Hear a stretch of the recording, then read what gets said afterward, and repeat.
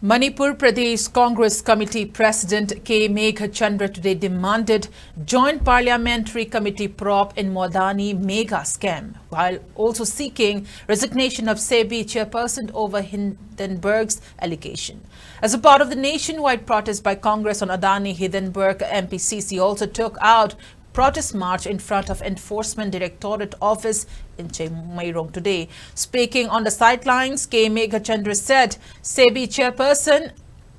Madhabi Puri Butch must resign for her alleged involvement in a misappropriation of public fund amounting to over 20,000 crore rupees in the Modani mega scam.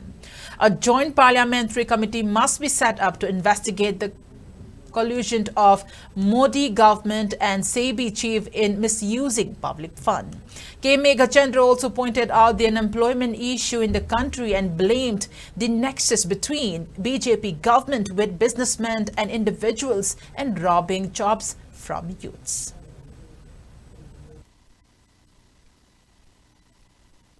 Bharat की लैरिबा नहासिंग मयाम थबक फंगदबगी अमसुंग corruption ना आदिगुंबा हारबा भारत पुनमक्ता संदोरइबा मोदी लैंगाक सिना मणिपुर दसु corruption की अवांगबा थाक लाए corruption सिना मरम मोरकांदा नहासिंग थबक फंगक्त्रे मोदी की लैंगाक सिकी मखादा लैबा agency खर खतना ngasi manipur gi amasung india gi paisa punamak khomjelaga senjau paiba onthokiduna business oina lainga kasi onthore maram asina aikoina demand tawi jpc semduna masi investigation tahon gadabani loinana sebi gi chairman madhuri puri bush hasi bharat sarkar na masi lokthokuna magi mathakte investigation tawgadabani haibagi demand sida ngasi manipur pradesh congress committee gi tongan ba sel sing leader sing amadi worker mayam sing asugumba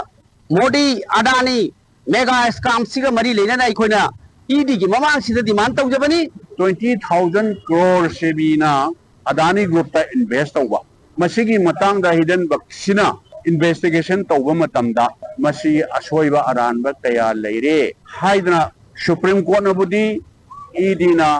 thigalan ba CBI na thigalan ba or na taga sebina thigal hello haidna supreme court na budi honorable supreme court na ti haigiba अदो कोई opposition side तकी India block side तकी हाई रिबना ruling सरकार पाइबा BJP की MP Singh हुयावगा joint parliamentary committee एमा तौरगा मसिगी मरमदा 20,000 crore अदानी ग्रुप ता इन्वेस्ट तौगिबसे मसिदैदा सेबीगा अदानी गा लैनबा और प्राइम मिनिस्टर गा सरकार सिगा अदानी गा लैनबा मरी से थोराउट इन्वेस्टिगेशन तौबिसे एनी एजेंसी एमना थिगतपदा कोई थाजदरे अदुना पार्लियामेंट दा Samna Harabada Joint Parliamentary Committee ama Shemaga ruling opposition Piauba Committee ama Shemaga Ticket C Hydra India Bloc Maruina Congress Party na demand Taujabani